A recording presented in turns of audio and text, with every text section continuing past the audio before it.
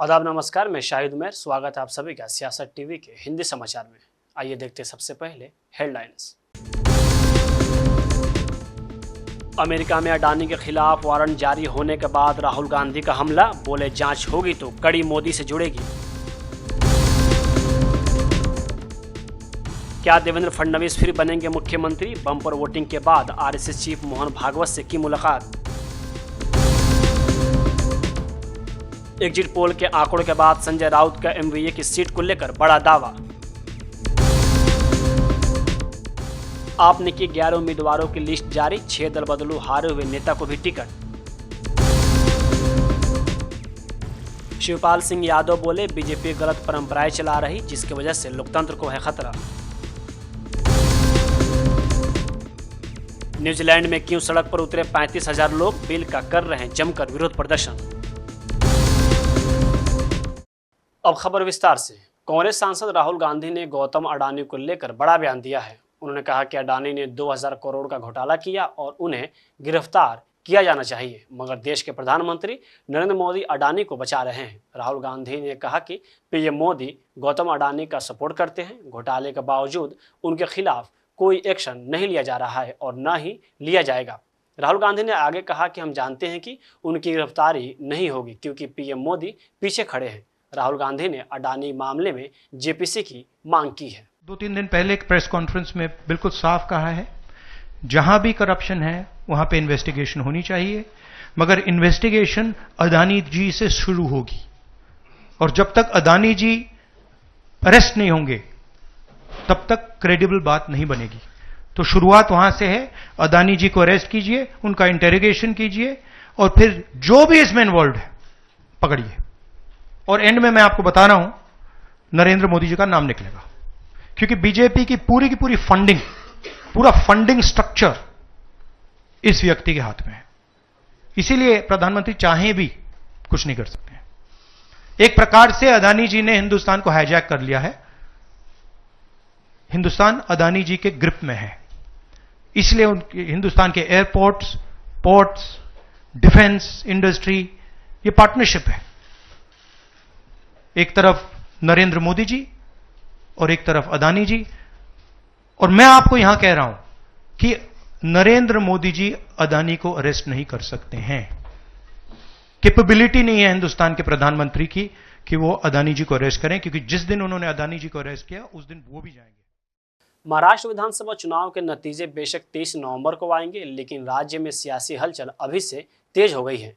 तमाम exit polls में BJP की अगुवाई वाली महायुति गठबंधन को बहुमत का आंकड़ा दिया गया है। इन सभी के बीच बीजेपी के सीनियर नेता और डिप्टी सीएम देवेंद्र फडणवीस बुधवार शाम को आरएसएस प्रमुख मोहन भागवत से मुलाकात की। इस मुलाकात के कई सियासी मायने निकाले जा रहे हैं। दरअसल राज्य में हुई ज़्यादा वोटिंग से भाजपा उत्साहित है। खुद फडणवीस ने कहा था कि वोटिंग बढ़ने का फायदा नहीं होगा, भाजपा और महायुति को फिर से जनता का आशीर्वाद मिलेगा। बता दें कि महाराष्ट्र में इस बार वोटिंग प्रतिशत 65% से अधिक रहा। सूत्रों के मुताबिक फडणवीस बुधवार शाम आरएसएस मुख्यालय पहुंचे थे। वो वहां संघ प्रमुख मोहन भागवत से मिले। ये मीटिंग करीब 20 मिनट तक चली। इस दौरान बैठक में संघ के भैयाजी जोशी भी मौजूद रहे। हालांकि भाजपा के किसी भी नेता ने इस मीटिंग को लेकर कुछ नहीं बताया, लेकिन चर्चा हो रही कि सीएम पोस्ट पर आरएसएस ने फडणवीस के नाम को ग्रीन सिग्नल दे दिया है। बता दें कि तमाम एग्जिट पोल्स में महायुति गठबंधन को बहुमत मिलने का अनुमान लगाया जा रहा है। इसमें भाजपा को सबसे ज़्यादा सीटें दिखाई गई हैं। इसे माना जा रहा है कि अगर महायुति की सरकार बनती है तो सीएम भाजपा का ही होगा। इन चर्चाओं के बीच सीएम की रेस में फडणवीस का नाम सबसे आगे चल रहा है। एग्जिट पोल्स के बाद फडणवीस की मोहन भागवत से मुलाकात ने इसे और भी बल दे दिया है। महाराष्ट्र में बुधवार को सभी 288 सीटों पर वोटिंग हो चुकी है। वोटिंग के बाद आए एग्जिट पोल के आंकड़ों ने सबको चौंका दिया है। अलग अलग सर्वे एजेंसियों ने अपने अपने एग्जिट पोल के नतीजे घोषित किए हैं। ज़्यादातर एग्जिट पोल में महायुति की सरकार बनने का दावा किया जा रहा है और महाविकास आघाड़ी की जीत की उम्मीदों पर पानी फिरता दिख रहा है। इसी बीच शिवसेना युवटी नेता संजय राउत की प्रतिक्रिया सामने आई है। देखिए क्या होता है एग्जिट पोल, किसने किया एग्जिट पोल। देखिए लोकतंत्र में जो मतदान होता है वो सीक्रेट होता है। लोग अपनी बात हमेशा खुलकर नहीं कहते। महाराष्ट्र में इस बार यही हुआ है। कोई आप सैंपल सर्वे 2-4 हजार लोगों का स्टेट में ले लेंगे और कहेंगे ये जीत रहा है वो जीत रहा है। हरियाणा में कांग्रेस जीत रही थी एग्जिट पोल के अनुसार, क्या हुआ भाई? क्या हुआ? लोकसभा में मोदी जी को 400 पार दिखा रहे थे एग्जिट पोल वाले, सभी बड़े बड़े चैनल वाले। क्या हुआ आप देखिए, 23 तारीख को 10 बजे तक 11 बजे तक पूरा फैसला आ जाएगा। हम 160-165 कांग्रेस के वरिष्ठ नेता और देश के पूर्व वित्त मंत्री पी चिदम्बरम के सोशल मीडिया प्लेटफॉर्म पर किए गए एक पोस्ट को लेकर मणिपुर कांग्रेस के नेताओं ने नाराजगी जाहिर की है। नेताओं ने पार्टी के राष्ट्रीय अध्यक्ष मल्लिकार्जुन खड़गे को पत्र लिखकर चिदम्बरम के खिलाफ कार्रवाई करने का अनुरोध किया है। सबसे पहले आपको बता दें कि आखिरकार चिदम्बरम ने अपने पोस्ट में क्या लिखा था, जिससे बाद में उन्हें हटाना पड़ा। कांग्रेस के वरिष्ठ नेता ने मणिपुर में चल रहे तनाव को लेकर कहा था कि मैतेई, कुकी, जो और नागा एक अन्य राज्य में तभी साथ रह सकते हैं जब उनके पास क्षेत्रीय स्वायत्ता हो। अपनी पोस्ट में उन्होंने क्षेत्रीय स्वायत्ता की वकालत की थी। इस पोस्ट में मणिपुर कांग्रेस के नेता और पूर्व सीएम ओकराव इबोबी सिंह ने इसका विरोध किया और निंदा की। विरोध के चलते चिदम्बरम को अपनी पोस्ट डिलीट करनी पड़ी, लेकिन नेताओं की नाराजगी खत्म नहीं हुई। उन्होंने चिदम्बरम पर कार्रवाई करने की मांग की है। मणिपुर कांग्रेस के नेताओं ने बुधवार को पार्टी अध्यक्ष मल्लिकार्जुन खड़गे को पत्र लिखा है, जिसमें कहा गया है कि हम मणिपुर संकट के बारे में चिदम्बरम के पोस्ट की पूर्ण रूप से निंदा करते हैं। इसके साथ ही कांग्रेस नेताओं ने राज्य की एकता और अखंडता के लिए अपनी पार्टी की प्रतिबद्धता को दोहराते हुए पूर्व वित्त मंत्री पी चिदम्बरम के खिलाफ फौरन कार्रवाई करने की मांग की है।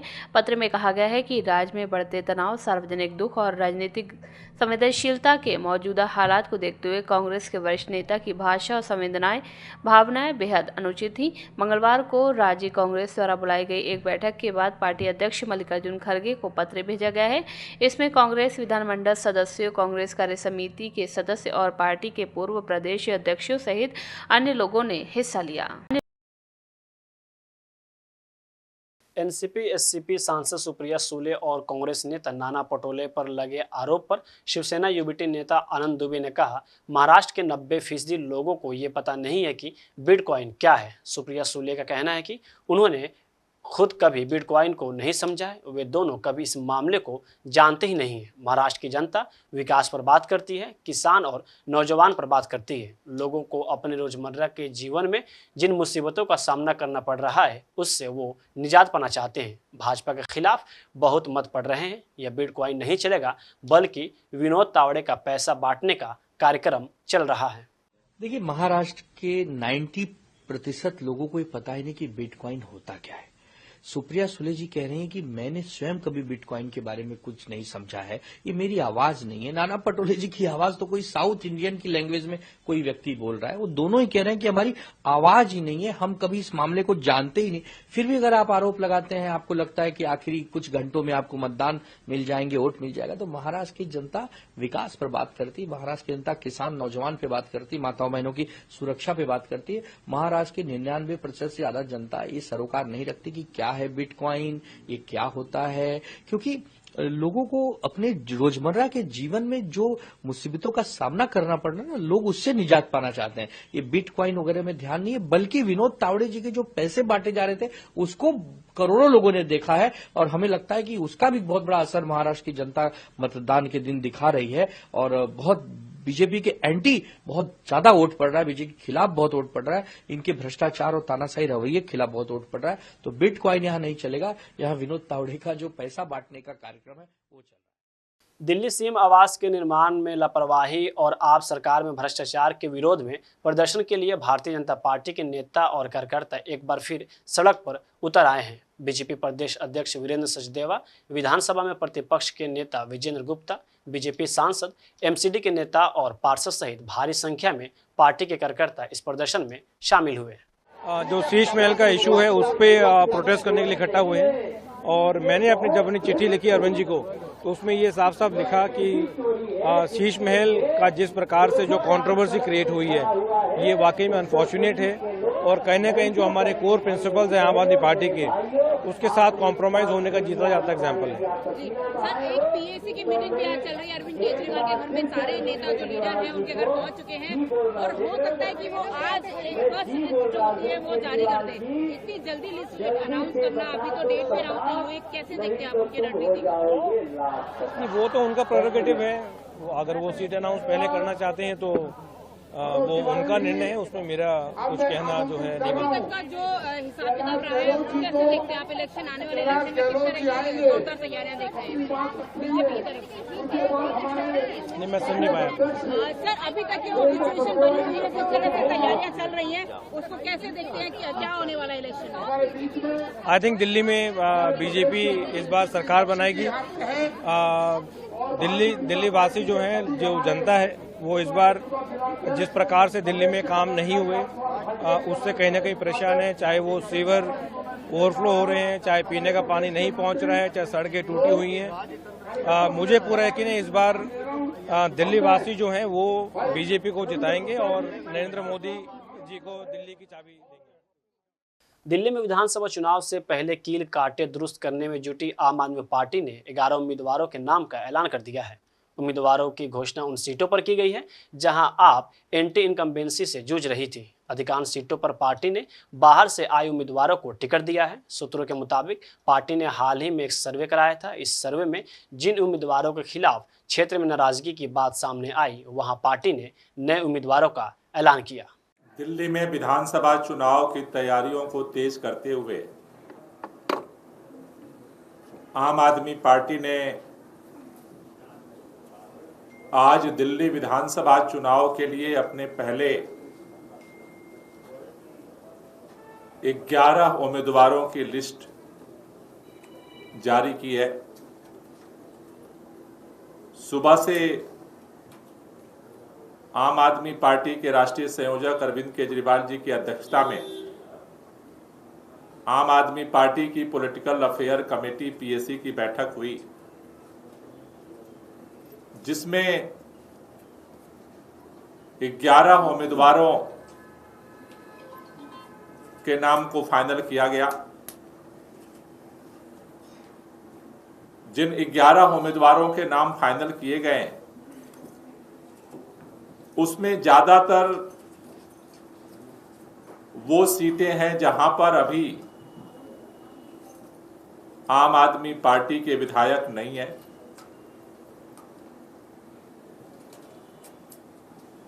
पहली सीट छतरपुर विधानसभा क्षेत्र से ब्रह्म सिंह तंवर जी को आम आदमी पार्टी ने अपना उम्मीदवार चयनित किया है, जो छतरपुर विधानसभा से 3 बार के विधायक रहे हैं।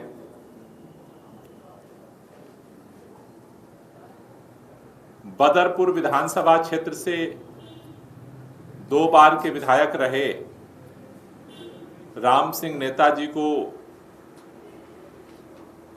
अपना कैंडिडेट घोषित किया है। लक्ष्मी नगर से बीबी त्यागी को आम आदमी पार्टी ने अपना उम्मीदवार घोषित किया है, जो एमसीडी में नेता सदन रहे, काउंसलर रहे। गोंडा विधानसभा क्षेत्र में गौरव शर्मा को आम आदमी पार्टी ने अपना उम्मीदवार घोषित किया है। गौरव शर्मा की पत्नी वर्तमान में वहां काउंसलर हैं और गौरव शर्मा लगातार सामाजिक और सांगठनिक कामों में सक्रिय रहे।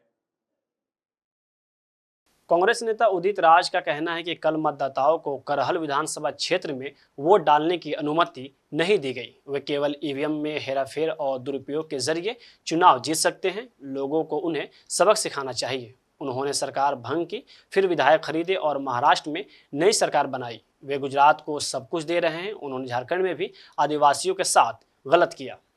डंका तो बजेगा। करहल में किस तरह से कल पुलिस वोटर्स को नहीं आने दे रही थी और पिस्तौल तानी जा रही थी वोटर्स के ऊपर, तो मैनिपुलेशन से डंका बजा सकते हैं, ईवीएम का दुरुपयोग कर सकते हैं और जहां इनकी सरकार वहां वोट उड़ा देते हैं, वो भी है। और पैसा तो है ही है तो अगर ये सारे फैक्टर्स नहीं होंगे तो मुझे नहीं लगता कि जिस तरह से महाराष्ट्र की जनता के साथ इन्होंने धोखा किया है, चुनी हुई सरकार को गिराया, एमएलए खरीदा, फिर सरकार बनाया, जनता को सबक सिखाना चाहिए। और मुंबई आर्थिक राजधानी की किस तरह से कमर तोड़ी है, सारा गुजरात को ले जाकर उठा करके दे रहे हैं। झारखंड में भी इन्होंने बहुत खराब किया है आदिवासियों के साथ में, और एक मुद्दा जरूर बनाया, घुसपैठियों का मुद्दा बनाया। अब तो मुद्दा नहीं बनेगा तो कह सकते हैं कि कुछ भी हो सकता। वैसे एग्जिट पोल तो कोई रियलिटी है नहीं, कई एग्जिट पोल फेल हो चुके। अब 10 चीजें अंदाज से बोली जाए तो 2-3 तो सही हो ही जाती, जिसकी सही हो जाती है तो कह देता देखो हम एक्यूरेट थे, बाकी लोग नहीं। तो एग्जिट पोल का रिजल्ट के बारे में अंदरूनी रूप से तो बीजेपी को पता होगा, क्योंकि मैनिपुलेशन करते हैं, फोर्ज वोट डलवाते हैं। वरना मुझे नहीं लगता कि इनको जीतना चाहिए। यूपी विधानसभा उपचुनाव पर समाजवादी पार्टी के राष्ट्रीय महासचिव शिवपाल यादव सिंह ने कहा कि बीजेपी गलत परंपराएं चला रही है, जिसकी वजह से लोकतंत्र को बहुत खतरा है। फिर तो चुनाव निष्पक्ष होगी ही नहीं। बीजेपी ने शासन प्रशासन और पुलिस के द्वारा मतदाताओं के आधार कार्ड पहले ही छीन लिए थे, फिर भी सपा और इंडिया गठबंधन ने मुकाबला किया है। इसके बावजूद हम कई सीटें जीत रहे हैं। हम लोग 5 से 6 सीटें जरूर जीतेंगे। जिस तरीके से भारतीय जनता पार्टी गलत परंपराएं डाल रही है, इसकी वजह से लोकतंत्र को बहुत खतरा है। फिर तो चुनाव निष्पक्ष होंगे ही नहीं। और देखिए, जैसे भारतीय जनता पार्टी के लोगों ने शासन प्रशासन के द्वारा, पुलिस के द्वारा आधार कार्ड पहले ही छीन लिए गए हैं, फिर उसके बाद बूथों पर कब्जा किया है, कब्जा करके वोट डलवाए हैं। फिर भी समाजवादी पार्टी और इंडिया गठबंधन ने मुकाबला किया है और कई सीटें हम उसके बावजूद भी जीतेंगे। अब टक्कर तो हर जगह है, लेकिन हम लोग समाजवादी पार्टी के लोग 5-6 सीटों पर जरूर जीतेंगे। इसके बावजूद क्या लग रहा है? देखिए, जनता का जो अधिकार छिड़ा गया है, मैंने कहा ये परंपराएं लोकतंत्र के लिए ठीक नहीं है। बेईमानी से अच्छा, इससे कोई भारतीय जनता पार्टी की सरकार अगर मान ले हार भी जाती, जैसा माहौल है उत्तर प्रदेश में भारतीय जनता पार्टी के खिलाफ, तो सरकार तो उनकी गिर नहीं जाती। बहुमत था, फिर भी उन्हें देखना चाहिए था, अंजवाना चाहिए था कि जनता तो उनके लिए अच्छा ही था जब भी चुनाव आने के लिए। तो अगर ये देख लेते तो हो सकता था ठीक काम करने लगते, क्योंकि भारतीय जनता पार्टी से पूरे देश की जनता इस समय खिलाफ हो चुकी है। क्यों? इन्होंने केवल झूठ बोला है और झूठ बोल करके कोई विकास का काम और जो भी घोषणाएं करते थे आज तक एक पूरी नहीं हुई है। आप देख रहे हो कि इन्हें 8 साल उत्तर प्रदेश की सरकार को हो गया है, सड़कों के गड्ढे नहीं भरे गए।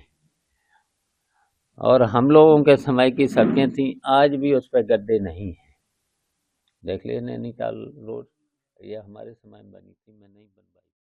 सीतापुर जिला कारागार में बंद सपा नेता आजम खान से सांसद चंद्रशेखर आजाद ने आज मुलाकात की। आज लंबे समय से बंद सीतापुर जेल में इन दोनों की मुलाकात हुई। दोनों नेताओं की मुलाकात करीब 1 घंटे तक चली। गौरतलब है कि वर्ष 2023 में चंद्रशेखर आजाद पर हमला हुआ था। इस घटना के बाद आजम खान और उनके बेटे अब्दुल्ला ने चंद्रशेखर आजाद से उनके घर पर उनका हाल चाल जाना था। चंद्रशेखर आजाद कुछ दिन पहले हरदोई जेल में बंद आजम खान के पुत्र अब्दुल्ला आजम से भी मुलाकात की थी।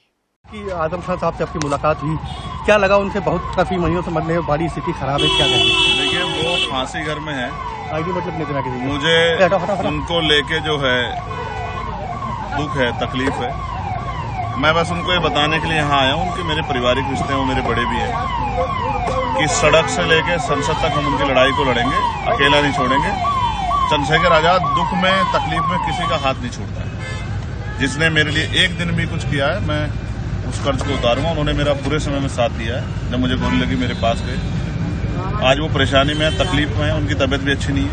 जिस तरह का राजनीतिक जुल्म उन पर हो रहा है, ये भी किसी से छिपा हुआ नहीं है। ये मैं उनके साथ हूं और सड़क से लेकर संसद तक इस लड़ाई को हम लोग लड़ने का काम करेंगे। और मैं मानता हूं कि दुख के बादल, कठिनाई के बादल, परेशानी के बादल छट जाएंगे, वो जल्द हमारे बीच में। महाराष्ट्र और झारखंड विधानसभा चुनाव 2024 के एग्जिट पोल पर सपा प्रवक्ता फखरुल हसन चांद ने कहा, लोकसभा में भी बीजेपी को 400 पार का नारा दे रही थी, लेकिन वे बहुमत से दूर हो गए। सपा को भरोसा है, चाहे महाराष्ट्र, झारखंड या फिर उत्तर प्रदेश की बात हो, तीनों जगह बीजेपी का सुपड़ा साफ होगा और परिणाम सामने आएंगे तो एग्जिट पोल बदल जाएंगे। झूठे साबित हुए थे। भाजपा 400 पार का नारा दे रही थी और भारतीय जनता पार्टी बहुमत से दूर हो गई थी। समाजवादी पार्टी को भरोसा है, चाहे महाराष्ट्र की बात हो, झारखंड की बात हो या उत्तर प्रदेश की बात हो, तीनों जगह भारतीय जनता पार्टी का सुपड़ा साफ होगा। जब परिणाम सामने आएंगे तो एग्जिट पोल बदल जाएंगे। बिहार के पूर्णिया से लोकसभा सांसद पप्पू यादव को लगातार धमकियां मिल रही है। वहीं आज बिहार की राजधानी पटना में पप्पू यादव ने प्रेस कॉन्फ्रेंस की। उन्होंने इस दौरान एक ताजा मिली धमकी का जिक्र किया। पप्पू यादव ने कहा कि आज भी धमकी मिली है। कल मेरे घर की फोटो भेजी गई थी और लिखा कि ये तुम्हारा अर्जुन भवन है, जहां तुम रहते हो। उर्दू में धमकी दी गई है। हम काम कर रहे हैं, कौन थ्रेड दे रहा है, कौन रैकी कर रहा है, कभी पाकिस्तान, कभी मलेशिया, कभी नेपाल। मैं इतना कहूंगा कि आप सबको सुरक्षा दीजिए। हम तो इतना बोले, नीतीश कुमार जी को पहले बार मुख्यमंत्री बनाने में क्या पप्पू यादव उनके छोटे भाई की भूमिका नहीं थी? इनके राष्ट्रीय एक महासचिव है और कुछ पदाधिकारी है जिनको मैं नंगा करूंगा। इनका टेप है, इनका ये जिस तरीके से प्रशासन को प्रभावित करते थे चुनाव में भी, चुनाव के बाद भी, कि पप्पू यादव को रोको, पप्पू यादव किसी तरह से फंसाओ। तो एक राष्ट्रीय महासचिव है जिनका नाम लूंगा, उनका टेप भी है मेरे पास, जो बड़े पदाधिकारी से वो बात कर रहे थे। और कुछ पदाधिकारी यहाँ जो इन्वॉल्व हैं, जिसको मैं सदन में अभी उठाने जा रहा हूँ, जैसे अस्पताल के मामले में जो अभी घोटाले हुए हैं, तो लोकसभा में मैं ये मामला उठाऊंगा। ऐसे पदाधिकारी लोग हैं जो पप्पू यादव को सच बोलने से रोकना चाहते हैं। और कुछ लोग हैं जो सच्चाई के साथ आवाज उठाने पर पप्पू यादव को खत्म करना चाहते हैं। तो वही लोगों की, सब लोगों की मिली भगत है जो सुरक्षा, भैया हमको सुरक्षा नहीं दो, मुझे नहीं चाहिए गाली गलौज भी, लेकिन किसी, आपका भी परिवार है, मेरा भी परिवार है। मैं उस राष्ट्रीय महासचिव से और कुछ पदाधिकारी से कहूंगा, परिवार तो सबका है ना। कौन है राष्ट्रीय महासचिव? और कुछ पदाधिकारी से कहूंगा कि आप अपने बेटे पर 1 करोड़ 2 करोड़ रुपया आप टेनिस पर खर्च करते हो, कहाँ से लाते हो पैसा? हाँ, आपका बेटा टेनिस कहाँ खेलता है? और आपका बेटा है तो मेरा भी वो बेटा है। तो आप परिवार को सुरक्षा परिवार की नहीं मिलना, ये तो बहुत दुखद बात है। आप सीसीटीवी भी दिखा रहे थे, सीसीटीवी में डेली रैकी करता है। अब तो देखा, मुझको नहीं पता कौन है। मैंने आपको दिखाया कि कैसे यहाँ फोटो लेकर के रैकी, अर्जुन भवन जहाँ मैं रहता हूँ, शांति भवन जहाँ मेरा कार्यालय है, दोनों जगह मिल करके ये ऊपर कहीं न कहीं भेजता है यहाँ से। और जब मैं सिल्लीगुड़ी पहुंचा तो कहा पहुंच गए, पटना आज 4 बजे पहुंचा तो बोला पहुंच गए। न्यूजीलैंड की राजधानी वेलिंगटन में स्वदेशी हाका के नारे गूंज उठे, क्योंकि हजारों लोगों ने सड़कों पर उतरकर एक बिल के विरोध में प्रदर्शन किया। बिल का विरोध करने वालों की माने तो यह बिल संस्थापक सिद्धांतों पर प्रहार करता है और माओरी लोगों के अधिकारों को कमजोर करता है। हिकोई मोते तिरिटी मार्च 10 दिन पहले देश के सुदूर उत्तर में शुरू हुआ था और हाल के दशकों में देश के सबसे बड़े विरोध प्रदर्शन में से एक में उत्तरी द्वीप की लंबाई को पार कर गया। हिकोई मार्च मंगलवार को न्यूजीलैंड की संसद के बाहर समाप्त हुआ, जहां लगभग 35,000 लोगों ने प्रदर्शन किया और सांसदों ने इस महीने की शुरुआत में लिबर्टेरियन एसीटी न्यूजीलैंड पार्टी द्वारा पेश किए गए संधि सिद्धांत विधेयक को खारिज करने की मांग की। ये विधेयक कथित तौर पर वेटांगी की संधि को फिर से परिभाषित करने का प्रयास करता है। बढ़ते विरोध को देखते हुए इस कानून के पारित होने की संभावना ना के बराबर है, क्योंकि अधिकांश पार्टियों ने इसे खारिज करने के लिए वोटिंग की अपील की है। लेकिन इसकी शुरुआत मात्र से ही देश में राजनीतिक उथल पुथल मच गई है। स्वदेशी अधिकारों पर बहस के एक बार फिर से शुरू हो चुकी है। माओरी न्यूजीलैंड के मूल निवासी हैं और उनके इतिहास और संस्कृति का देश की संस्कृति में अहम योगदान है। माओरियों को 2 बड़े द्वीपों का मूल निवासी माना जाता है, जिन्हें अब न्यूजीलैंड के नाम से जाना जाता है। कथित तौर पर वे 1300 के दशक से पोलिनेशिया में डोंगी यात्रा पर आए थे, तभी से ये न्यूजीलैंड में बस गए। उन्होंने यहाँ रहकर अपनी संस्कृति और भाषा को विकसित किया। आज ये अलग अलग जनजातियों के रूप में पूरे न्यूजीलैंड में फैले हुए हैं। माओरियों के रहने वाले द्वीपों को एंटीरियोआ कहा जाता है। 1840 ब्रिटिश उपनिवेशवादियों के नियंत्रण के बाद इसका नाम बदलकर न्यूजीलैंड कर दिया गया। हिंदी समाचार यही समाप्त होता है। मुझे दे इजाजत। बाकी खबरों के लिए बने रहें सियासत टीवी के साथ।